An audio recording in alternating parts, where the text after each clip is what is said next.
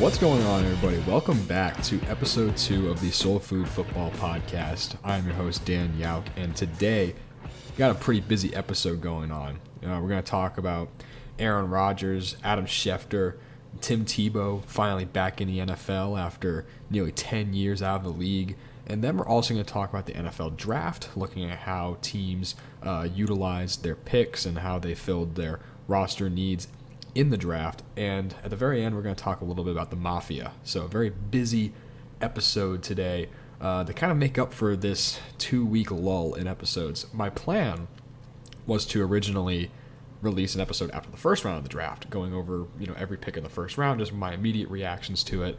The problem is, though, I got sick. Not super sick, but sick to the point where I had a cough, where basically I couldn't go for more than a minute without having to hack up a lung, and that was going to be way too much editing for me to pause and stop the recording every couple of minutes. So I've just been kind of waiting it out. And then last week I had my final exams for school and then was moving into my apartment. So it has been extremely busy, and we are now finally able to sit down and record an episode. So we have a lot of stuff to talk about. Let's jump right into it. We're going to start with Aaron Rodgers and this report that came out on draft night. So, first round of the NFL draft, Thursday, April 29th, and Adam Schefter, who is the most well-known and one of the most well-respected members of sports media, comes out with this tweet. He says, "Reigning NFL MVP Aaron Rodgers is so disgruntled with the Green Bay Packers that he has told some within the organization that he does not want to return to the team, league and team sources told ESPN on Thursday." The wording of this tweet is very meaningful here. Schefter comes out and says that league and team sources told ESPN on Thursday, which means to me that this information showed up on Thursday. It was sudden. It was something that kind of just plopped down on his desk, and he's like, I got to get this information out here. And that kind of led to this tirade against Aaron Rodgers, kind of incriminating him, saying like, dude, you can't do this to your team. It's draft night. Your team's been preparing months for this moment, and you come out here saying, oh yeah, I'm not going to return to the team, and you put them in a really, really crappy situation. And so everyone's out here bagging on Aaron Rodgers, saying that Aaron Rodgers is a terrible teammate, and doesn't deserve any of this, and he is basically, going nuclear here. And his reputation, which is already, kind of 50-50 for a lot of people, is being even more tarnished here. And then Adam Schefter, a couple days later, after this tweet comes out and this whole entire fiasco happens, he goes on the Dan Patrick Show. And Dan Patrick has been doing sports reporting for as long as anybody. He is another one of the most well-respected members of sports media. And when you go on his show and you say something like Adam Schefter did, it's pretty damning. So Schefter basically says on the show that he chose to release this information on draft day. Despite what the tweet said that kind of insinuates that this information was just kind of thrown on his desk on Thursday, Schefter says he chose to release the information on Thursday. And to me, that's like, okay, he says that this was a collection of information over the past few months, and he basically kind of just draws a conclusion from that information that, oh yeah, Aaron Rodgers says that he wants out and that he's very serious this time. This is different than the previous times.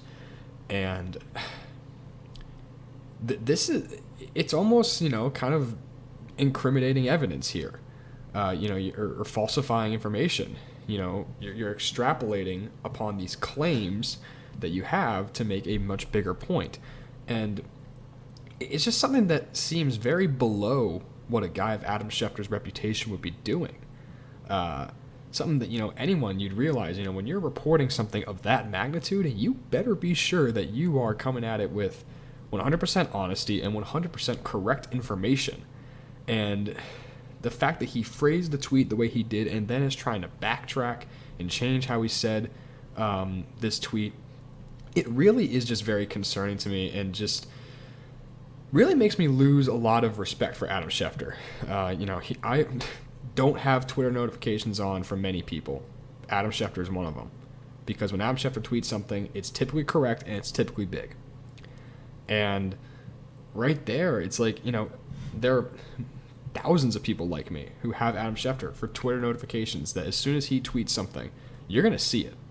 And, having that information that is not correct, that he admitted was not correct, or not 100% true, is very, very concerning. And it's just another messy situation to go with Aaron Rodgers and the Green Bay Packers. And this has been going on for a couple of years now, this kind of butting heads between Rodgers and the Packers. Whether or not this information of him wanting out is true or not, I firmly believe that Aaron Rodgers is frustrated in Green Bay.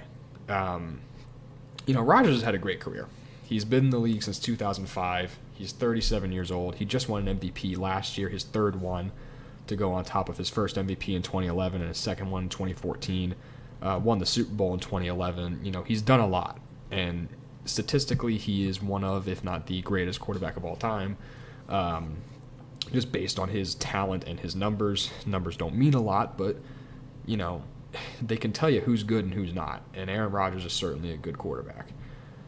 And you look at how quarterbacks nowadays are treated, in the sense that they get all of it from their team. When you have a good quarterback, you are buying in 100% to what they are and what they're doing. Patrick Mahomes got an entire offensive line built for him in one offseason because the Kansas City Chiefs saw just how much running around and playmaking he had to do in the Super Bowl against the Buccaneers.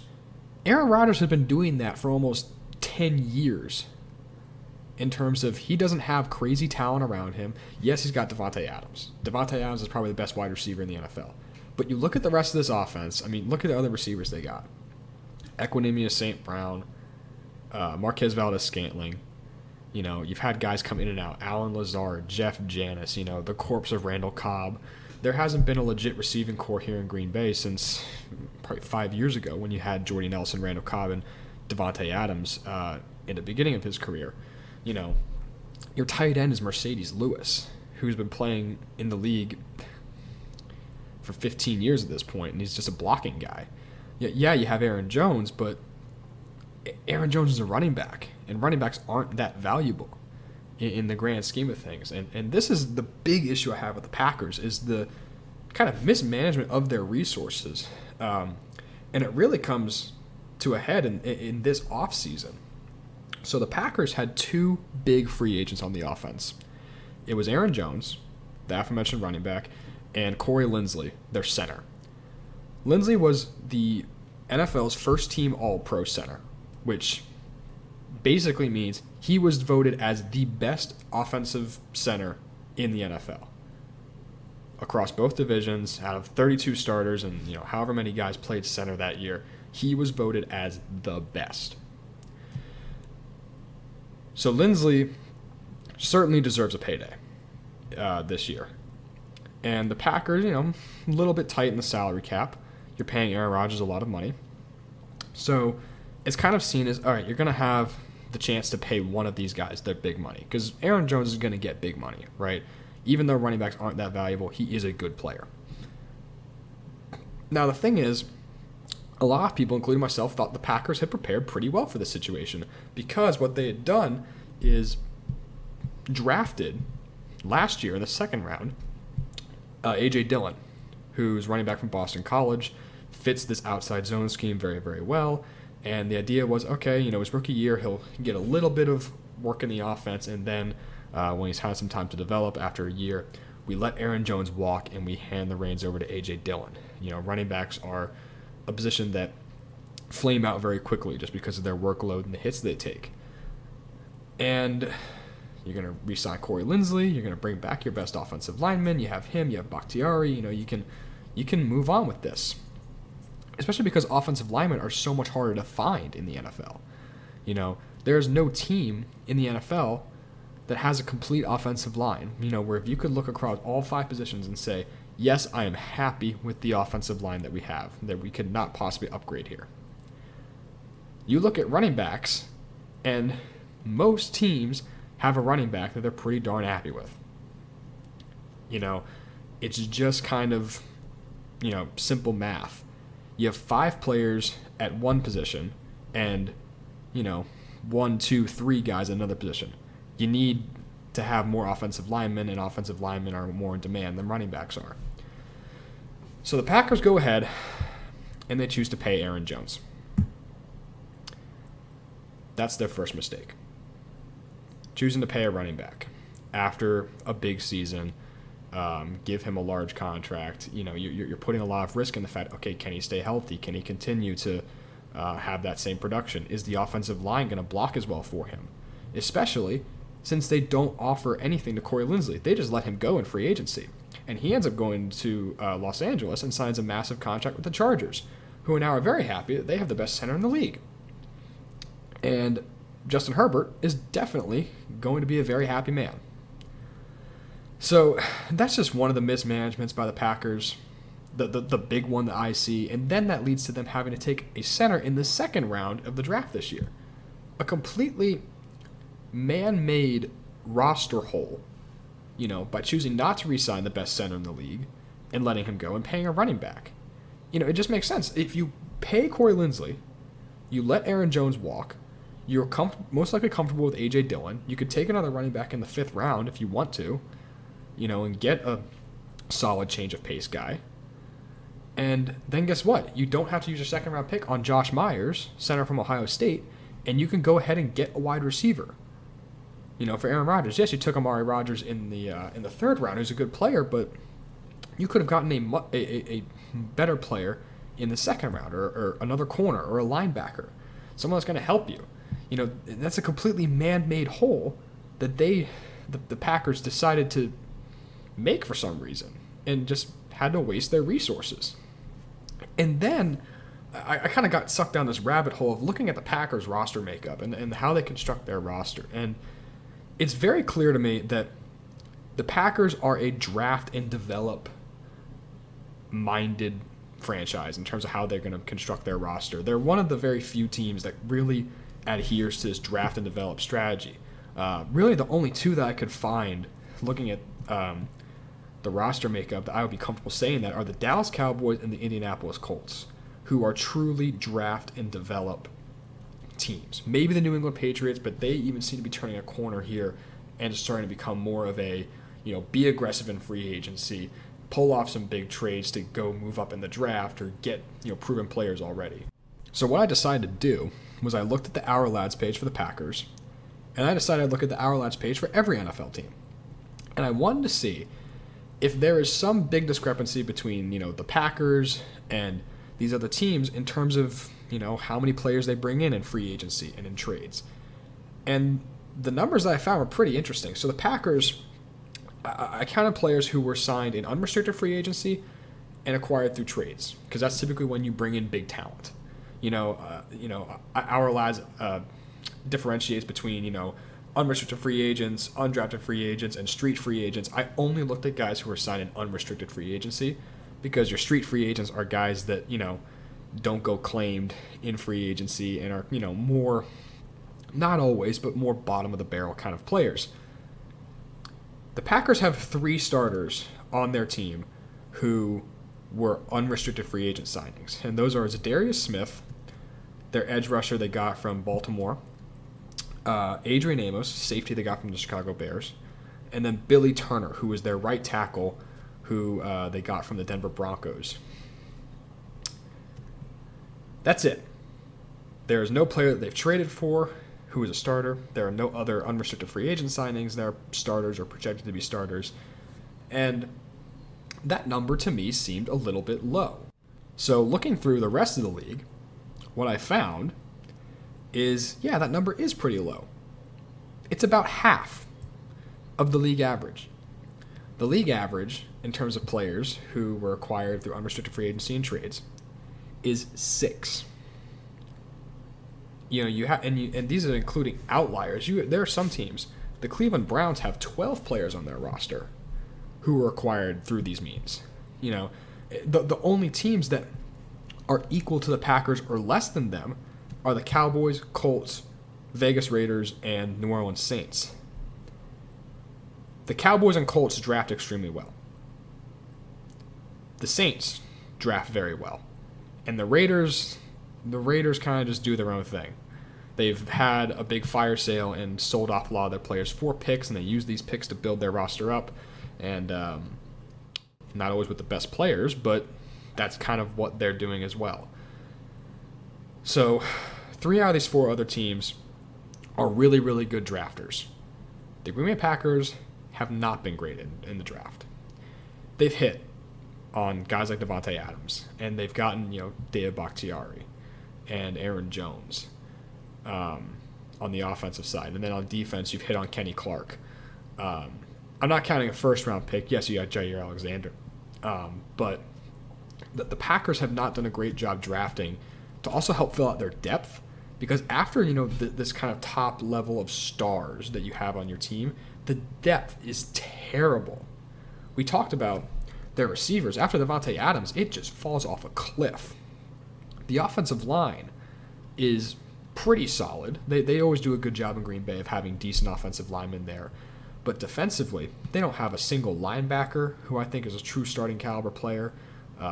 Their corners, other than Jair Alexander, are terrible. I mean, Kevin King, you could very well say that Kevin King lost the NFC Championship game for the Green Bay Packers because of how badly he covered against Mike Evans and Scotty Miller. I mean, it was painful to watch Kevin King try and cover these Bucs wide receivers. And it just shows me that the Packers are kind of trying to fit a square peg into a round hole. They're trying to be this draft and develop team. We're going to draft well and develop our players, and have a consistent flow of prospects, But here's the thing. You can't do that if you suck at drafting. And that's where the Packers are at. They're not good in the draft, so you have to turn to other means. You have to turn to free agency.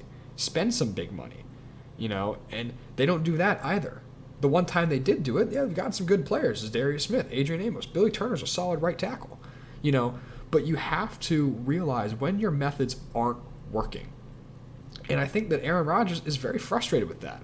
He knows he's 37. He's dealt with a lot of injuries. He's got a nice cushy job right now being the host of Jeopardy, right? I'm sure he's getting paid a lot of money to do it. And he's probably thinking, if I'm just going to be getting, my head bashed in for a team that isn't going to try and help me win a Super Bowl before I retire, what's the point of me staying here? So while I don't agree with what Adam Schefter did, and I don't fully believe the accusations, I don't think you can believe them based on the shadiness of the reveal of the information, there's clearly a point here from Aaron Rodgers, and I can understand where Rodgers is coming from. And it really just frustrates me that you see other teams, like the Tampa Bay Buccaneers, who have pandered to Tom Brady and have gotten him Rob Gronkowski. They got him Antonio Brown. They got him Tristan Wirfs in the first round of the draft. They got Leonard Fournette for the playoffs, right? And he had that fantastic run to help them win the Super Bowl. And you see these quarterbacks getting help, whereas Aaron Rodgers is being asked to basically do this on his own. And he's doing a great job, but you can't win in the modern NFL with just one player doing all the work, or 2 players if you look at Davante Adams. Because even then, Aaron Jones is dependent on the offensive line. The offensive line needs to work together as a unit. There are only 2 players on the Packers who break games open on the offensive side, and that's Aaron Rodgers and Davante Adams. So it's just very frustrating to watch the Packers, and this entire saga with the Adam Schefter information has just been extremely interesting to me, and it just shows that there are a lot of issues on both sides that need to be cleared up. All right, let's talk about Tim Tebow. So Tim Tebow is one of the most successful college football quarterbacks of all time. Just looking at his stats over his 4 years at Florida, just under 10,000 passing yards, 88 touchdowns just through the air, 57 rushing touchdowns for a quarterback is insane. Obviously won the Heisman Trophy, helped win Florida national title. He's one of the most successful college quarterbacks of all time. But he was a major flop in the NFL. Coming into the league, there was a lot of skepticism surrounding Tim Tebow, mainly based on his throwing mechanics. He has one of the wonkiest wind-up and deliveries that I've ever seen from a pro quarterback prospect. First of all, he's left-handed, which isn't a slight on him, but it is something that's notably different when it comes to being a receiver. The ball spins differently if you have a right-handed quarterback or a left-handed quarterback. Same kind of thing with left and right-footed punters. The ball actually, comes off differently. And you couple that with a very long wind-up and also a very low release point. He dips that ball really, really low when he's throwing. And that allows defensive linemen to have a better opportunity to knock that ball away, to get strip sacks, or just have the ball get knocked down the line. So when he flopped out of the NFL in 2 seasons after being a first-round pick at quarterback, it really wasn't surprising. And then after that, he went on to have a minor league baseball career where he didn't really do anything. He was called up a couple times to the majors and played in spring training and stuff like that, but nothing too crazy. But now, 10 years later, Tim Tebow's back. He's back in the NFL. He's 33 years old, and he's going to be signing a contract with the Jacksonville Jaguars to come and play tight end and play for his former college football coach, Urban Meyer. Now, this is a move that has gotten a lot of mixed reviews in social media. Some people have no problem with it, but a lot of people have a big issue with signing Tim Tebow to basically come in to your 90-man roster for the preseason and just see, what do you have? And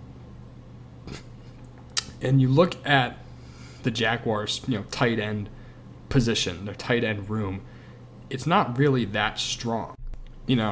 Their tight ends right now, just looking on our lads, so they have Chris Manhertz that they signed from Carolina. They drafted Luke Farrell in the 5th round this year, who's really just more of a blocking guy. These tight ends coming out of Ohio State are really blockers in this offense. And then you have Tyler Davis, James O'Shaughnessy, and Ben Elfson. There's not really a lot there. Tim Tebow can certainly make this roster. I'm not going to say he's going to start. I'm not going to say he's going to play meaningful snaps, but I think he can probably make the team as a third tight end, especially because all the reports coming out are that he's in ridiculous shape for a guy his age, which we always kind of knew. Tim Tebow is an impressive athlete. He's 6'4", 245. He's an athletic guy. And he loves contact. You watch him play at Florida. He loves contact. He loves hitting and running people over. He has that physical mindset of a tight end. And there's a reason why, when he was coming into the league, people said, yeah, Tim Tebow should switch to tight end. He really should. Because you have a guy who loves to run over people. He's not going to run away or go down. He's always going to fight. And that is another reason why I love this Tim Tebow signing, honestly, for the Jaguars. Because the Jaguars are a team that has gone through a lot of turmoil in the past 4 years. You go back to 2017 when this team was on the doorstep of making the Super Bowl, of beating the Patriots in Foxborough. And they had the best defense in the league. And all of a sudden, we're 4 years later, and that defense is gone. The only player left is Myles Jack. And they had locker room issues. Guys like Jalen Ramsey weren't happy. Even that season you had, or the season afterwards, you had, the fiasco happen in London where players, had to be escorted out of clubs the night before their game against the Eagles. It was just kind of a mess in Jacksonville. And this team is this is a team that really can use a culture reset. And that's why I think this Urban Meyer hire kind of is a culture reset. Urban Meyer does have a bit of a shady past, but we're not going to talk too much about that. But a guy like Tim Tebow is going to come in, especially at his age. If you see a guy who hasn't played in the NFL in 10 years and is playing for pretty much nothing. You got to remember, this contract that he's getting is not going to be a lot of money. He's not going to be earning millions of dollars on this contract. He's going to be getting like a futures contract. He might make maybe, $1.5 million this year, which I'm saying that like it's not a lot of money. It is, but for an NFL contract, based on veteran minimum plus any incentives he has in his contract, the maximum I'd expect him to make is like $1.5 million. So you're out here playing for nothing, and Tim Tebow is one of the hardest working athletes that you are going to find. His post-game interview with Florida when he was in college still gives me chills if you go back and listen to that. And that is not a lie. That is just who the dude is. So I do like this signing. Initially, I was very off-put by it and thought that, it just wasn't a good idea. It's a waste of a roster spot. Imagine being some guy who doesn't get to make the roster because Tim Tebow's there just because that's his name and he's got name recognition. But the more and more I've thought about it, I really do like this signing for Jacksonville. And there's nothing bad about it. I doubt you're going to get any guaranteed money or much guaranteed money. And he's there to basically just fight for a roster spot in camp, which if you have the athletic capability, which it sounds like he still does, why not? So I'm really excited to watch the Jaguars. I mean, especially if Tebow makes the roster. I've always been, kind of a Tebow fan, I like the guy. He's a very genuine person. I mean, when he was in Philadelphia for the preseason, I'm an Eagles fan, so watching him, it's like, yeah, I wanted to see him make the roster. I mean, he didn't. Chip Kelly chose Matt Barkley over him, but, he's just a good, genuine guy, and I hope he does well, and I'm interested to see what happens if he does make the roster, how the Jaguars use him. Do they trust him to actually catch the ball, or is he going to be there as a decoy or a blocking tight end? It's going to be really interesting to see what they do with Tim Tebow. All right, now it's time to talk about the NFL draft. A couple weeks after the draft has happened, we will have the dust settled and really been able to think about these draft picks, and we're going to start by kind of going through and giving a couple thoughts for each team's draft. And we're going to start today in the AFC, go through that list of 16 teams alphabetically, and then next week's episode we're going to do the NFC, doing the same exact thing in this kind of 20-25 minute segment. So let's start with the Baltimore Ravens. So I really like what they did with their 2 first-round picks. Their first selection, they took Rashad Bateman, wide receiver out of Minnesota. This is something that a lot of Ravens fans have been kind of clamoring for them to take a wide receiver. And Bateman's a guy who really, really fits what Baltimore is going to want to do. The Ravens, they don't use their wide receivers in a traditional sense. A guy like, DeAndre Hopkins or Mike Evans wouldn't really fit that well in this Ravens offense because so much of what they do is concentrated over the middle of the field and this area between the hashes. They don't use a lot of passing outside the hashes and outside the numbers. It's not a traditional passing game. And you get a guy like Rashad Bateman who is extremely good across the middle and extremely physical as a receiver as well. This is kind of a requirement to be in this offense is you got to be physical. You got to be willing to block. And Bateman is a fantastic selection here for the Ravens. And then with their second first-round pick that they have from Kansas City, they took Odafe Oweh, formerly known as Jason Oweh. Now he wants to be called Odafe, and he's been drafted. He's raw. He is one of the most raw first-round picks that's ever come out. He infamously had no sacks his final season at Penn State as an edge rusher. And yes, he's an amazing athlete. He's 6'5", 260, ran a 4.36. He jumped out of the gym with all of his athletic testing. But athleticism can only get you so far. You need to have actual technique, and production typically shows that technique. Not always, but typically production in college will show that you do have technique. There are some rare guys like Danielle Hunter who, had 3 sacks their senior year and have turned out to be one of the best players at their position in the NFL. But I do love this landing spot for Jason Oweh going to Baltimore. The Ravens have one of the best coaching staffs in the entire league, especially on the defensive side. And this is what they do. They take edge rushers who are young, who are raw, and they're able to develop them into something. Now, typically these are third, fourth round picks, not high risk selections, high notoriety picks, guys that they could develop for 2 years and they show up in their third and fourth year, have great seasons, and then go get paid and net the Ravens a third round comp pick where they do the same exact thing over again. It's one of those systems that I really like, just this constant wave of incoming edge rush talent that they don't have to pay, and it's just going to continue to help them win games. And in Baltimore, I think Odafe Owe is going to have the best chance to develop into a really, really good pass rusher. So I love these two selections by the Ravens. Moving on to Buffalo. They had an interesting start to the draft. So they had their first 4 picks. They used them on 2 positions. Their first 2 selections, they spent them on edge rushers. They took Gregory Rousseau out of Miami and in the first round, and in the second round, they took Boogie Basham out of Wake Forest. And then in the third and fifth round, they took offensive tackle Spencer Brown and then Tommy Doyle as well with that second pick. I really like the strategy. The Bills are showing clearly this is how they want their team to be built. They want to build through the lines on both sides. That was an area that was kind of weak for them last year, was especially the defensive line. The pass rush wasn't really that good. And you're hoping that you get more talent in there to help, Ed Oliver. Jerry Hughes isn't getting any younger. And I love this idea of bringing in Rousseau and Basham to allow Hughes to kind of be a mentor for them.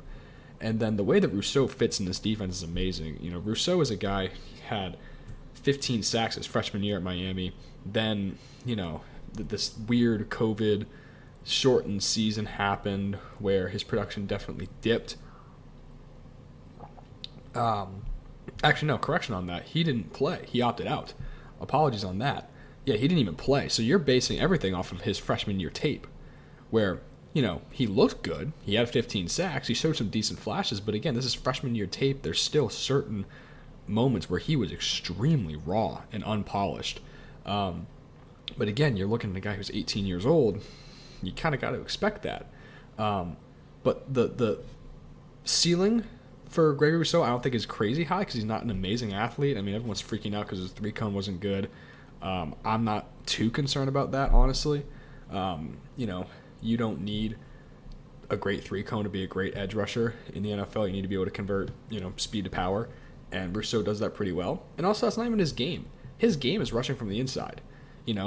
Put him, you could put him at a 5 on early downs, and then, but when it gets to be passing downs, you're kicking him inside to a 4-eye, a 3-tech.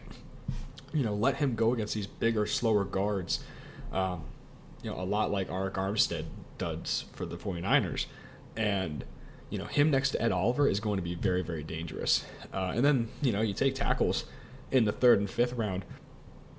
I will never fault a team for taking an offensive lineman, between rounds 3 and 7, unless they're just not a good prospect. I mean, if,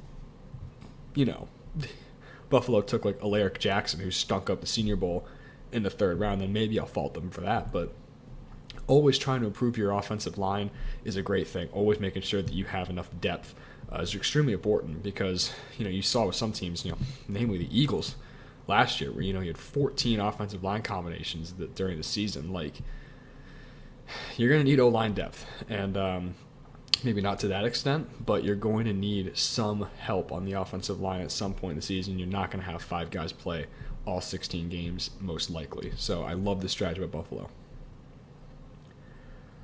Now the Cincinnati Bengals. So we talked about in the pre-draft episode kind of this dilemma they're in between taking LSU wide receiver Jamar Chase or taking Oregon offensive tackle Penei Sewell with the 6th overall pick. I was expecting both of them to be there available, provided that the Dolphins didn't take Sewell.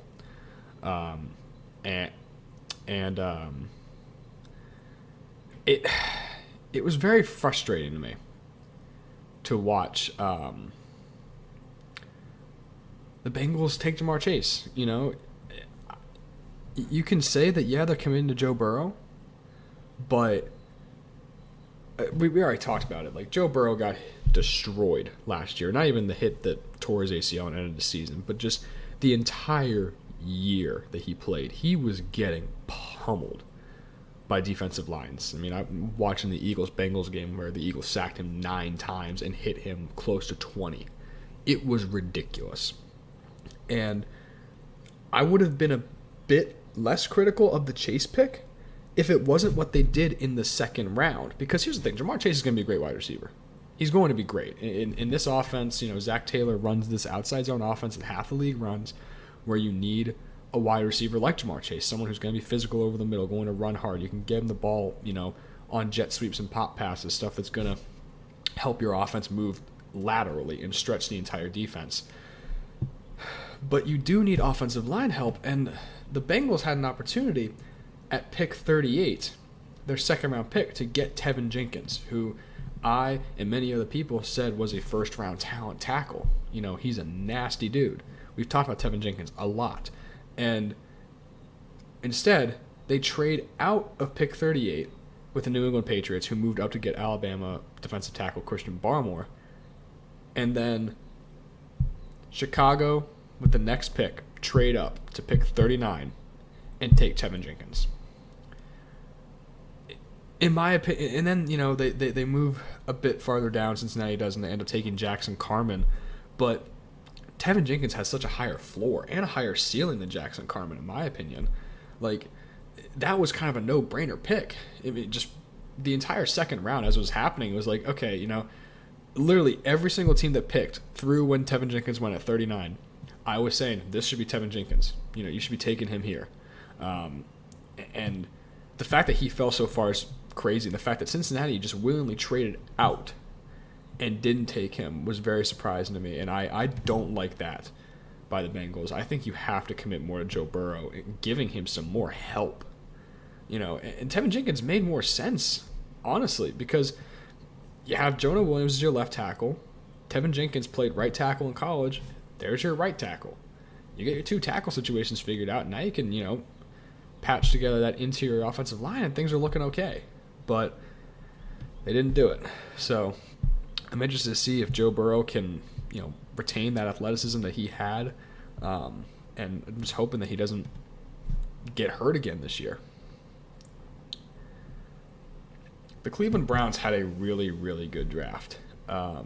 They took Greg Newsome, cornerback out of Northwestern, in the first round, and then capitalized on a massive fall from Notre Dame, quote-unquote linebacker Jeremiah Owusu-Koramoah, all the way into the second, and I ended up taking him. And, I had JOK as a first-round talent. I think in one of my mock drafts that I did just for fun, I had him going to Cleveland. I love the idea of JOK in Cleveland. You get speed on that defense, more and more speed there.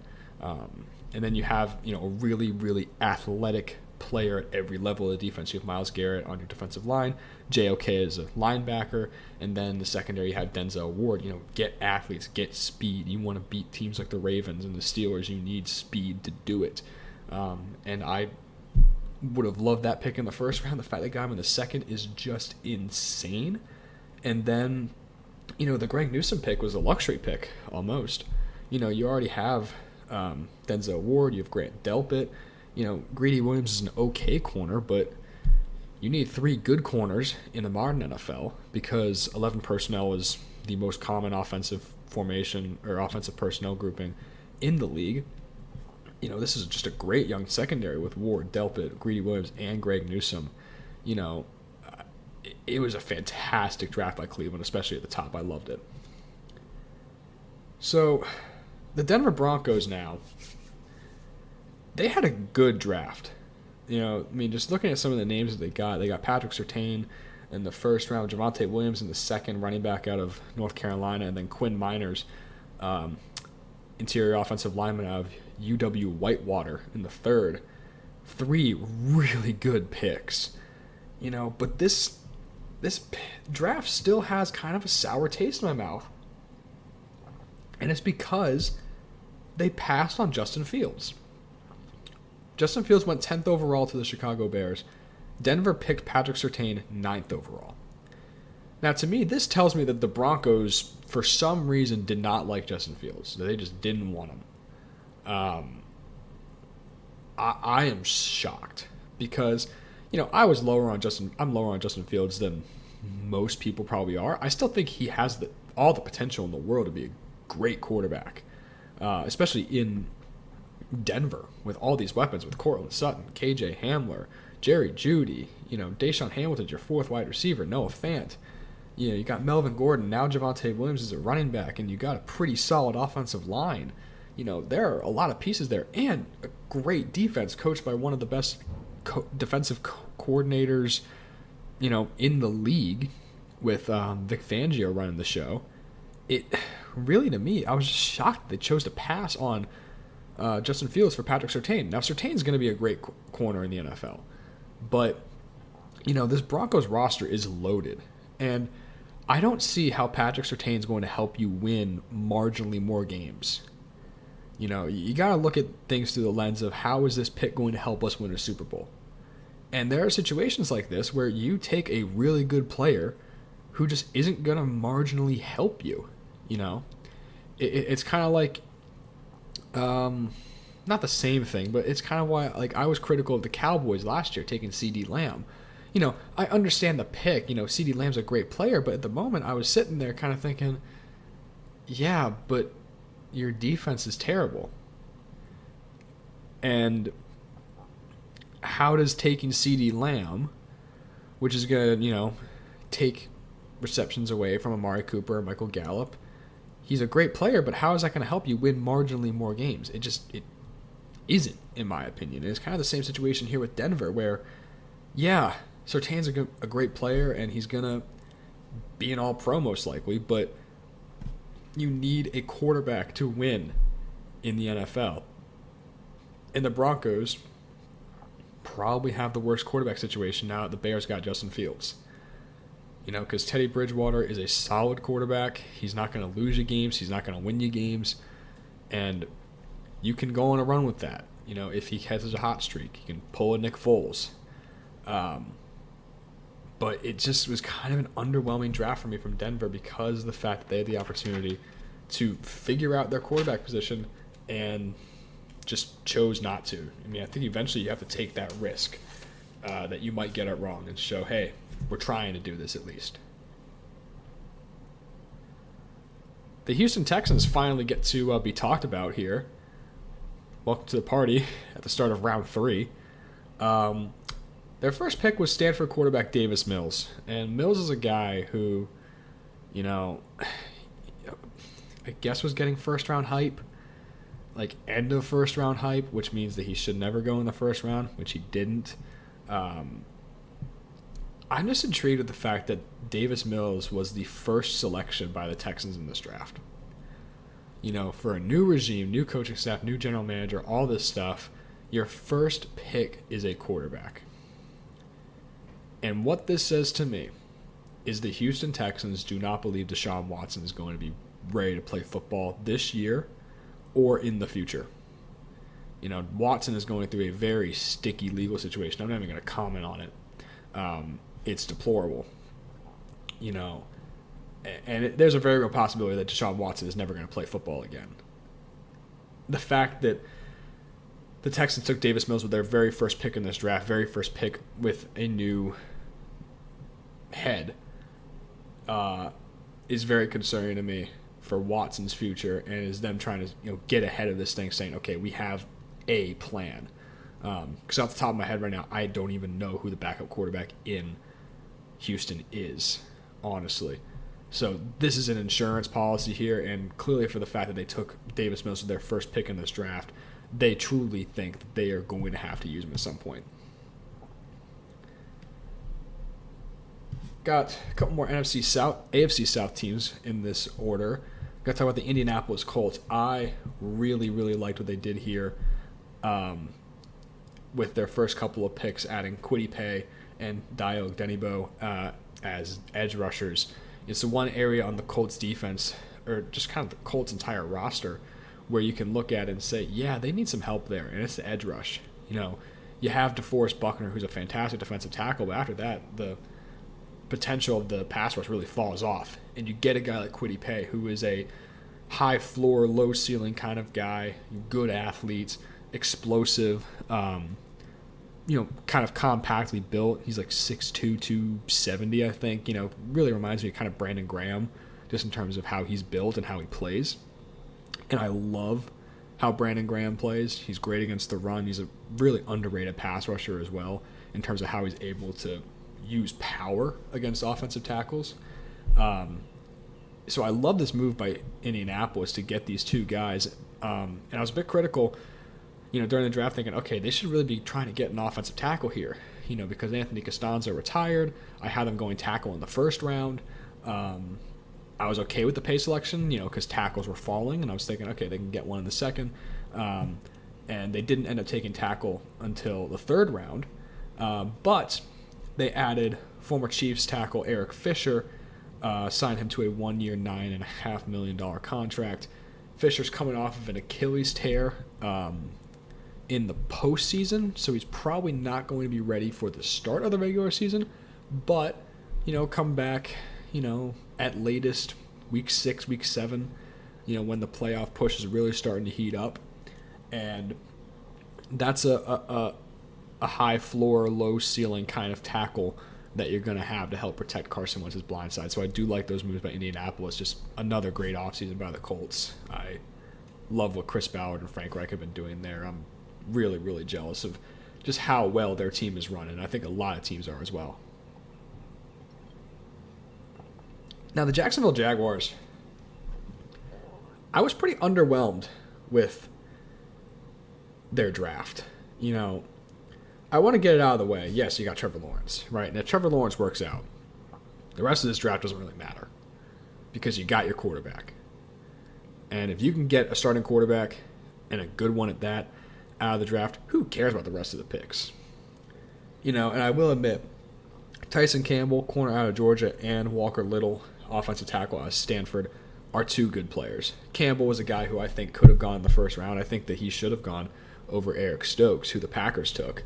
And then Walker Little is a guy who is, getting first-round buzz 2 years ago, and then I believe tore his ACL and then opted out. So kind of like Gregory Rousseau, his tapes from a couple years back.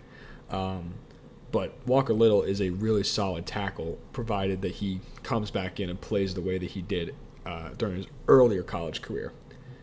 The pick that I have a lot of trouble with the Jacksonville Jaguars was a 25th pick, and I'm going to call this really their first pick of this draft, because everybody knew as soon as they secured the number 1 overall pick, it's going to be Trevor Lawrence, right? And the likelihood that that pick works out is, I'm not going to say it's high, but, the expectation is Trevor Lawrence is going to be a good NFL quarterback. So the 25th overall pick, the Jaguars is still a first-round pick. They have this one from the Rams in exchange for Jalen Ramsey. They took Travis Etienne, running back out of Clemson. I'm not opposed to taking running back in the first round, but there are very rare circumstances where I think that it is acceptable. Either you are a team that has no holes in your roster, a.k.a. a team like the Tampa Bay Buccaneers, who've just won the Super Bowl. You're picking at the end of the first round to say, this is a luxury pick. Let's take a running back. Or, you're a team that, I don't want to say plays old school, but there are a few teams across the league where you could take a running back and I wouldn't shred you for it. Like the Pittsburgh Steelers. I don't like the Najee Harris pick, but I get it. The Steelers are a defensively minded team. Their quarterback stinks, right? I'm sorry, Big Ben is not a good quarterback anymore. He's shot. And the fact that the Steelers are choosing to stay with Big Ben, I know I'm kind of going off on a tangent here. The Steelers need to just kind of pull the plug on Ben Roethlisberger and start over, in my opinion. So that's why I don't really like the Najee Harris pick. I say it's better than what the Jaguars did because the Jags aren't competing. They're not in a position to compete. And you take Travis Etienne in the first round with apparently the intention of playing him as a wide receiver. According to Urban Meyer, they want to use him in the slot. They want to use him as a third down back. You don't take a running back in the first round to do that. You could have gotten Elijah Moore, a wide receiver, to play that role. You already kind of had that guy on your roster in Laviska Shenault, who you took in the first round last year, or in the second round, excuse me. So I really just don't like this pick from the Jaguars. It's a waste of a pick, and the Jags of all teams should know that you don't need to take a running back in the first round. James Robinson was signed as an undrafted free agent by the Jaguars and led all rookies in scrimmage yards at the running back position. And you also have Carlos Hyde, who is not a bad second running back. So in my opinion, this was a terrible pick by the Jaguars. I mean, this is something that, like, if I did draft grades, this would be an F. I hated that pick with Etienne. I liked Etienne in the first round. He's a great player. He's going to do well in Jacksonville. But why? It just doesn't make sense. Again, how is picking Travis Etienne in the first year of a rebuild with a new head coach, new quarterback, how is that going to help you win a Super Bowl? It's not. Jacksonville's going to be lucky if they're competing in the next 3 years. By that time, with, the prospective workload of a first-round running back, Travis Etienne may be shot. Running backs don't last long in the NFL. I don't like this pick. I'm going to just leave it at that. This pick was not good, and I just do not understand what the Jaguars are trying to do here. The Kansas City Chiefs. The rich got richer off the backs of the stupid. You're in the second round. The Green Bay Packers are up to pick. We already talked about the Packers, this fiasco with them letting Corey Linsley, the best center in football, walk in free agency. Luckily, there's a guy by the name of Creed Humphrey, who at worst was the second best center in this draft. You can argue between him and Landon Dickerson till the cows come home, and I wouldn't have a problem with either one being your first-ranked center. Creed Humphrey is available for the Green Bay Packers to take. And I know we're not talking about the Packers because we're going to talk about them next week. But the Packers took Josh Myers, center, out of Ohio State, and let Creed Humphrey go past them to the Kansas City Chiefs. Yeah. That is embarrassing. So now the Chiefs, who spent all the money in the world, all this draft capital to get Orlando Brown, to bring Kyle Long out of retirement, to sign Joe Thuney, now they get Creed Humphrey as well. And Creed Humphrey's one of those guys where he's going to excel in any scheme. I would have loved to see him in Green Bay because him in that outside zone scheme would be even more deadly than him in this, Kansas City offense. But my God, I mean, he's got versatility. He can play center. If you don't like him as center, because he's left-handed, which, again, makes a difference. Or, for some other reason, you can play him at guard because he's almost 6'6". He's a massive dude. Like, how did the Chiefs do it? How do they do this every single time? It's insane. So, I mean, the big thing about Kansas City was that, the offensive line, that they're not looking good after the Super Bowl. Guess what? What offensive line? Because no one on that starting unit from the Super Bowl is going to be back. It's a completely different offensive line. It's ridiculous that the Chiefs are just able to do this. So last episode we kind of clowned the Las Vegas Raiders. Kind of wondering, all right, what are the Raiders going to do here? What man-made, what self-made hole are you going to be trying to fill?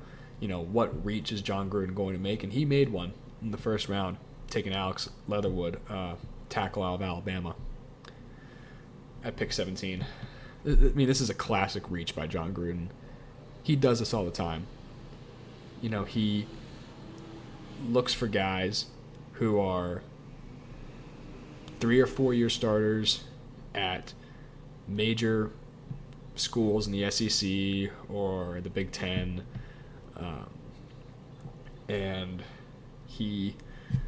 it's almost like he just watches the college football playoff, and if you play well in the college football playoff games, then he's going to make you a first-round pick, And every single time, it's one of these guys who doesn't have great athletic upside, because I'm just thinking through some of these picks that he's made, Clelin Ferrell, 4th overall, Jonathan Abram in the first round, Damon Arnett in the first round last year, and Alex Leatherwood this year. None of those guys were fantastic athletes. He took Josh Jacobs, he took Henry Ruggs, but, Alex Leatherwood, it's a reach, especially at tackle. Leatherwood is a guy who I think can be a really good guard, but you don't take a guard in the first round unless it's Quentin Nelson or Zach Martin. And even then, Zach Martin played tackle at Notre Dame.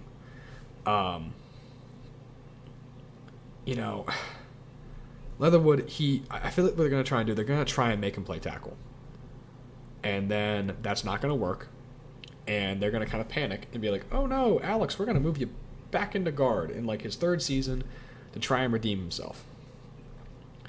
My problem with Leatherwood is he just doesn't have quick enough feet. And he doesn't do a good job using his hands. And he's upright and he leans. His technique, in my opinion, as an offensive lineman is pretty bad. As a tackle, you need fast feet. He doesn't have those. And his hands aren't very active. And what he does a lot is kind of just like lean into the guy and catch him and then try and create separation. As an offensive lineman, you want to have a straight back. You want your shoulder blades to almost be like, pretend to like touch your shoulder blades to keep your chest up, your back straight, and then you want to have your arms long to, grab that defensive lineman and then be able to control him. Whereas Alex Leatherwood kind of does the opposite, where he leans in and catches you and then tries to regain control, which, leaves him susceptible to just kind of getting embarrassed because he leans so much. So I really just don't like that pick in the first round. In the second round, okay, I would have been able to get on board with it, but just there are better players available, like Tevin Jenkins. Gonna sound like a broken record saying you could have taken Tevin Jenkins, but you could have, and most of these teams would have done better with Tevin Jenkins than some of these guys they picked. Now, I do want to applaud the Raiders for this draft strategy they had later. They took 3 safeties in this draft. Trayvon Merrick, Divine Diablo, and Tyree Gillespie. Merrick out of TCU, Diablo out of Virginia Tech, and Gillespie out of Syracuse. All 3 of these guys are fantastic players. And like I said earlier, talking about Cleveland, how you need 3 corners, you also kind of need 3 safeties. Because 3 safety packages are becoming more and more common. You see more and more safeties playing linebacker in the modern NFL. And, some of these guys certainly can. I mean, Divine Diablo is definitely the guy that I look at and say, yeah, he can play linebacker. He can be your dime backer or even your nickel backer if you really want to. Trayvon Merrick is going to be a great, kind of half-field coverage safety. And then Tyree Gillespie is, another guy who's going to be great in half-field coverages. Just an absolute ball hawk out of Syracuse. And I think this also shows that Jonathan Abram, who was their first-round pick a couple of years ago, part of that, Khalil Mack and Amari Cooper kind of fire sale from the Raiders a couple of years ago when they were still in Oakland. I think it's showing that the Raiders are kind of admitting that we kind of missed on that. Abram is a guy who shouldn't have been drafted in the first round. Again, kind of a second-round talent, maybe even a third-round talent that John Gruden reached on because he played in the SEC, I guess. And you're seeing the consequences right now where you're having to use more draft capital. And you could have taken someone else other than Jonathan Abram. And he hasn't been able to stay healthy. He's not great in coverage. He's just kind of a box safety. And it's just, again, lack of positional value in terms of your picks. Like, is Jonathan Abram a bad player for what he does? No, I wouldn't say so. But for a first-round pick, yeah, it was terrible value. It's the same thing with the Travis Etienne pick by the Jags. So I like the fact that the Raiders are, adopting this philosophy of getting multiple safeties, but at the expense of what? Just it's a self-inflicted hole in your roster that you have to now fill. the Los Angeles Chargers had another draft that I really loved, especially with their first 2 picks. They got Northwestern tackle Rashawn Slater, 13th overall. Now, I initially predicted in my mock draft that I did that the Chargers were going to trade up to get Rashawn Slater. I had them trading up with the Detroit Lions. I love the idea of the Lions trading down, accumulating more picks. That was before the Lions got Penei Sewell at 7, which was just crazy. And I think the Lions were not even expecting that to be able to get Sewell there. So the Chargers kind of sitting pretty, tackles are falling, the board's falling the way it needs to, and Rashawn Slater gets to 13. And oh my God, Justin Herbert has now gotten Corey Linsley, the best center in the NFL, in free agency, and the Chargers just added Rashawn Slater in the first round, who, whether you play him at left tackle, right tackle, or guard, he's going to be a good player.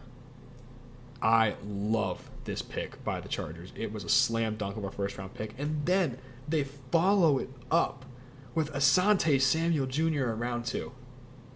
Oh my God. This Chargers defense with Brandon Staley is going to be insane. You already have kind of the mold for what Asante Samuel Jr. is going to be doing, and you got to look at what Darius Williams did last year for the Rams. Williams played in a lot of off coverage, kind of same build as Samuel, a slighter, smaller, quicker corner. Played in a lot of off coverage, was basically told, hey, you see the quarterback? Read him. And Asante Samuel Jr., just like his dad, is fantastic at baiting quarterbacks into making some pretty bad decisions. And just him in this defense with Brendan Staley, oh my God.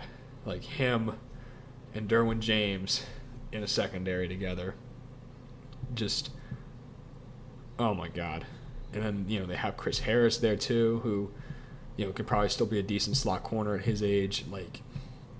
The Chargers defense is going to be fun to watch. And then them also adding Rashawn Slater just helps that offense's ceiling even more.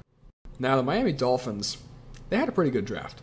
I really, really liked the pick of Jalen Phillips at the end of the first round. This made a lot of sense to me. Phillips is a guy, we talked about him last episode, his concussion history. Made sense that Miami ended up taking him, because I think a lot of teams were scared off. They didn't know, okay, is this guy going to be healthy or not? Well, guess what? The Dolphins are in Miami. University of Miami's in Miami. Let's just go down the street and figure it out. We can have a physical right here with him, Send all of our doctors on a, 15-minute cab ride and find out the truth about this guy. And they must have liked what they saw in terms of his physicals. And Phillips is going to be a great player for the Dolphins as long as he can stay healthy. I mean, he probably was a top 10 pick if he didn't have the concussion issues. And then they also get Javon Holland, safety out of Oregon, that made Bobby McCain expendable. Holland is an awesome safety who's going to be used brilliantly in this defense. And then you also got Hunter Long, tight end out of Boston College, who is a more traditional tight end. Whereas you have Mike Gesicki, who is, he's kind of like Kyle Pitts in a lot of ways. He's not a blocker. He's a receiver. He's, he's just a big slot. That's what he is. And Hunter Long is much more traditional, willing to block. I loved what the Dolphins did after their first pick, which was Jalen Waddle, wide receiver out of Alabama. Jalen Waddle's a great player. I really like Jalen Waddle, but I don't like him with Tua Tagovailoa as his quarterback. Because the problem is that Tua is not a quarterback who likes to throw the ball down the field. He's not that good at it either. It's a lot of the same issues with Derek Carr and Henry Ruggs in Las Vegas. Henry Ruggs is a fantastic receiver. And Derek Carr isn't a bad quarterback, but they don't mesh together. Derek Carr is not a guy who's going to be throwing bombs downfield. Derek Carr is much more of a play-it-by-the-book kind of guy. It's the same thing that Tua is. Where you can't necessarily take advantage of this deep speed because you play things a bit too safe. So in my opinion, it just wasn't a great pick by the Dolphins at 6. You could have taken Penei Sewell. You could have. And, I mean, that's what I would have done instead. You already have a true deep threat on your team in Will Fuller. And I know Will Fuller has issues staying healthy, but even then, the deep ball's not even a huge part of your offense. Not a big part of Tua's game. It just, the position value did not make sense for the 6th overall pick. But the Dolphins did have a good draft after that pick. I did like what they did in the later rounds. Is there anything more interesting than this revolution in New England going on right now? We are seeing some newfound aggressiveness from the New England Patriots and from Bill Belichick. They were aggressive in free agency. They dished out like $150 million in salary in free agency. And then they made some big moves in the draft. Obviously taking Mac Jones, 15th overall, and then trading up for Christian Barmore. I like the aggressiveness here from New England. I mean, I still think Buffalo is a better roster and the better quarterback. So I think that they're still the favorites to win this division, but New England's doing some nice things. And I think they can certainly contend for one of these 3 wildcard spots. I really like what the Patriots have been doing. The New York Jets, I'm going to kind of critique them in the same way that I got on the Jacksonville Jaguars. You know, your first pick was Zach Wilson, right? But your true first pick was Elijah Vera Tucker, offensive lineman out of USC. And AVT is one of those guys who he can play tackle, but a lot like Alex Leatherwood, he really should be playing guard for kind of a lot of the same reasons. And the reason I'm going to get on the Jets here is because Christian Darrisaw was available, who is an athletic freak of an offensive tackle, a true offensive tackle, a guy who would fit so well in this offense. You know, it's one of those things. We mentioned positional value a million times. The positional value of taking Elijah Vera Tucker 14th when Christian Darrisaw fell to the Vikings in the 20s. It just wasn't a great pick in my opinion. You know, you're going to have to take ABT, move him from where he played in college inside if you want to make him successful. And if you try and play him a tackle, then it's not going to work out. So he needs to be a guard. And again, you don't take a guard that early unless they're a stud. And Elijah Vera Tucker just isn't there at this point. So now the Pittsburgh Steelers, we talked about in the pre-draft episode how I was a bit concerned that they were going to be taking running back, namely Najee Harris, out of Alabama. And I was saying they really shouldn't do it. They should really be going to take an offensive lineman. And while I understand the selection of Najee Harris, I still am going to hold firm on the fact that there needed to have been an offensive lineman taken by the Steelers. Now, the way the board fell, I'm okay with them taking Harris in the first round. But what I think was really inexcusable was taking Pat Freiermuth, tight end out of Penn State, in the second round. You had to have taken an offensive lineman in the second. Freiermuth is not going to help your offense marginally. It's the same thing we've talked about a lot, positional value. You know, how is Pat Freiermuth going to help you win a Super Bowl this year? You know, it just really isn't going to help you. You know, he's an okay blocker, but he's not going to really help improve this offense a ton. There's already a lot of targets on this offense that I don't really know where a guy like Pat Freiermuth fits in, because you still have Juju, you have Deontay Johnson, you have Chase Claypool, you know, you have Najee Harris now. Like, there's only so many targets on this offense to go around now. I mean, the Steelers love throwing the ball, you know, even though they have a 38-year-old quarterback, they love throwing the ball 35 times a game, but just a really confusing beginning of the draft for the Steelers. And again, it's like they didn't pick bad players. I like Najee Harris and I love Pat Freiermuth, but it's just that's not what you need. What you need is some protection for Ben Roethlisberger, because Ben Roethlisberger can't move in the pocket, and you've committed to the guy, at least through this year still. You need to give him as much protection as possible, and you need to be able to have good run blocking to help your first round running back.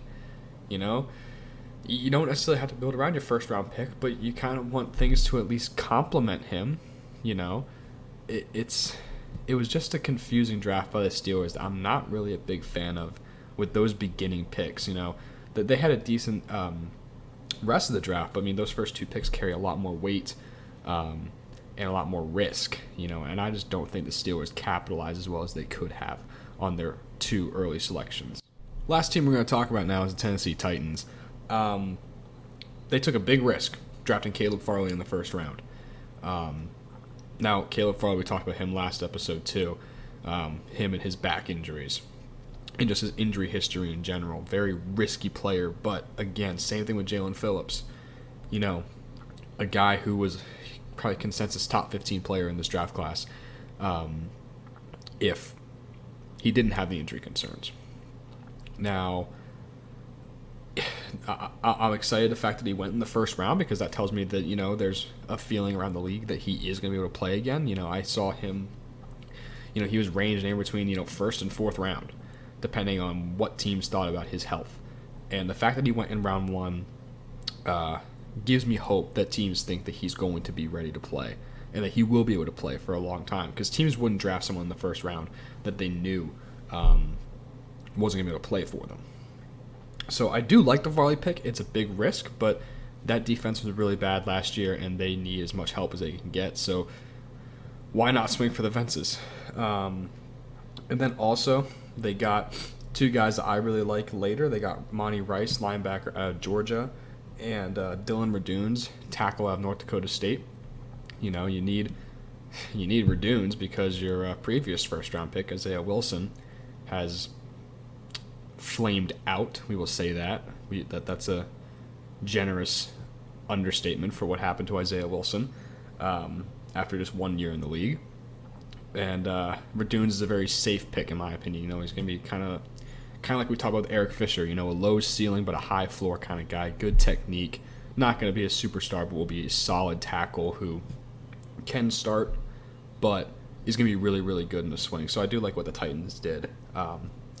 And those 2 picks of Rice and Farley can definitely go a long way to help improve that defense, And then right afterwards, they declined the 5th-year option on linebacker Rashaan Evans, which tells me that he might be on his way out. So you're going to see the Titans. I think they're looking towards the future of having, 2 really good coverage linebackers in Jayon Brown and Monty Rice, which is going to help their defense a ton. So we're going to have a little bit of fun to end the show here, and I want to talk about the Mafia. Now, we're not going to talk about Mafia that you might be thinking of. We're not going to be talking about the New York Mafia, the Chicago Mafia. We're going to be talking about the New Hampshire Mafia. I know, you're thinking about New Hampshire. There's no Mafia in New Hampshire. There's no way. Well, not in the traditional sense. So a couple days ago on Twitter, I was looking through my feed, and I found Brett Coleman tweeted out talking about how he was researching Justin Fields and the Ryan Day offense and how he fits into the Bears. And he came across this term of the New Hampshire Mafia. And he did a very brief thing describing basically it's how Chip Kelly took over college football before he showed up at Oregon. And kind of reminded me, I mean, I'm from New Hampshire. I played high school football in New Hampshire. I've played at UNH before for championship games, so I have a connection with UNH football, and I figured it was kind of fitting that I may as well do my home state a little bit of justice and talk about the New Hampshire Mafia a bit and what I know about it, because I have a little bit more of an inside connection just through high school. So there are kind of 4 members of this New Hampshire Mafia of guys that started coaching in New Hampshire or have connections to the New Hampshire area. And these are all guys with really impressive resumes, especially on the offensive side of the ball. So obviously the biggest name here is Chip Kelly, Oregon Ducks head coach, Philadelphia Eagles head coach, San Francisco 49ers head coach, and now the head coach at UCLA. Kelly started coaching at UNH in 1992 as the running backs coach. Also there as the running backs coach from 1994 to 96, coached O-line from 97 to 98, and was the offensive coordinator there from 1999 through 2006. Another connection there is Dan Mullen, the current head coach at the University of Florida, formerly head coach of Mississippi State. He went to Trinity High School in Manchester, New Hampshire. Former Winnipeg Blue Bombers coach and BYU head coach Gary Crowton was the UNH offensive line coach from 1988 to 1990. And then Ohio State head coach Ryan Day was a quarterback at UNH from 1998 to 2001. And then he was also the tight ends coach in 2002 after he graduated. He's also from Manchester, New Hampshire. So Ryan Day actually played with Chip Kelly. And everyone, when you think about Chip Kelly's offense, you think about what he did at Oregon. That all actually started at UNH. And it really started and really took off with a guy by the name of Jerry Azuma. And Azuma played in the late 90s at UNH. He was a running back. He was the first Division I AA player to have 4 straight 1,000-yard rushing seasons. His senior year, he eclipsed 2,000 yards. He won the Walter Payton Award, which is the award for the best offensive player in Division I AA. He set the Division I AA rushing record and the all-purpose yard record. And then Azuma went on to be drafted into the NFL by the Bears as a corner and made the Pro Bowl in 2003. So Kelly really kind of, this entire system, this spread system where he added the tempo and the no-huddle offense onto it, this began at UNH. And where my connection comes in is a former player of his, a guy by the name of Eric Kumba, who was an offensive lineman and a captain in the 2000s, in this early 2000s period when Kelly was there. And Kumba played for Kelly, and they had great success at UNH when he was there.